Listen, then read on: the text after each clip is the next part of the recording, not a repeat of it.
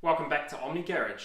So I've got my 2019 STi sitting behind me here, and for those of you who haven't seen the video I did when I first took delivery of that, it'll be sitting up here in the corner right now, but I talked through 5 things that I liked and 5 things that I disliked after the initial few weeks of ownership. Now I've had this in the garage for close to 6 months, and I've travelled about 11,000 kilometres. I thought it would be time to update on a few of the quirks and the features that I found about this car over that period of ownership. So right now the car has 11,959 kilometres. So it's around about that 7,500 mile mark.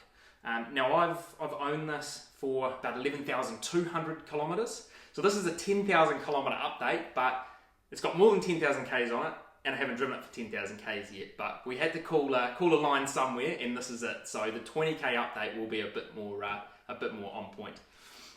So a few things that I found about daily driving this. So for the majority of the ownership, probably about 4 out of the 6 months, I've been travelling back and forth on a commute on the open road on this, clocking over about 90 kilometres a day. So one of the first things that I found out when driving this car is that the fuel economy is definitely not as advertised. It's a little bit worse. So what you see on the trip computer when you're driving this around, you see it reporting about 10.2 litres based on the highway driving that I'm doing. But when I'm actually calculating that based on the amount of litres I put in and the kilometres I've been travelling, it's inflated a bit more than that. So what I found, it's somewhere between 10.5 to 11.2 litres per 100 kilometres, and that's using an E10 fuel. So that's the Gull 98, which has 10% ethanol in it. So perhaps it's that's skewing the figures a little bit. If you're using a true 98, you may see a reading a little bit closer, but those are my experiences. So some of the issues that I've had with the car, mechanically, absolutely nothing, which is fantastic. But what I have found is that Subaru paint in the Subaru windscreen is very susceptible to stone chips. So I'm already collecting quite a few stone chips up on the front bumper. So that's something that potentially, if I had gone back now, I would have looked at getting PPF installed just on that area. But the windscreen, I've already gone through my first replacement, and I have a couple of chips about 2 weeks into the replacement windscreen. So I don't know if that's something about the Subaru OEM glass, but it might have just been a stroke of bad luck for me. So we're on windscreen number 2. In terms of the actual driving of the car, I don't particularly drive this hard. This hasn't seen the track, and it's really unlikely that this will see the track. But what I found is the Brembo brakes on here, while they're absolutely fantastic and you can stop super quick, if you're driving like a nana and you're not really braking too heavily, the front 6 pots on the STi do squeak quite a bit. I've done a bit of research and find that that's pretty consistent across owners of this generation with the 6 pot. If you've got any tips for me as to how to reduce that squeaking, I'll be really keen to know, because I don't fancy having to plant my foot on the brake really hard every time I come to a stop, just so I don't have to listen to the squeak. One of the things that I have done to this car when I initially took ownership is a full ceramic coating of the car. So there was we used Sonac's Perfect Finish and polished the car, just doing a 1-step. That was based on reading that I had done, saying that the paint was really soft on the Subaru. And while I found that with the stone chips at the front, I think that if you are wanting to paint correct an STi, I don't know if it's this colour or this model year, you probably do need to go to a 2-step and do a compound before you do a polish. But fully ceramic coated, we've got a new number plate on it that's been changed up to OG for Omni Garage STi. That's all sorted.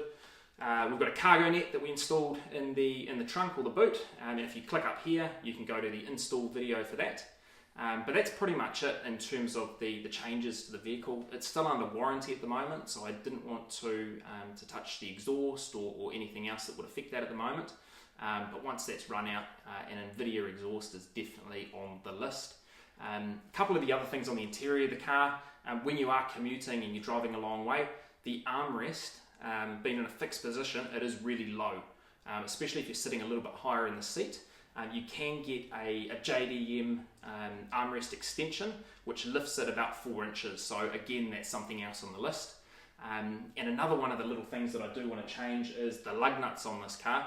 They were powder coated black when they came, but I don't know if it's a combination of some of the wheel cleaning products we've used has actually stripped that black paint off them, or that black powder coating. So that's something on the list, to go and get some new black lug nuts, because having the gloss black wheels with silver or almost chrome lug nuts on there isn't matching very well.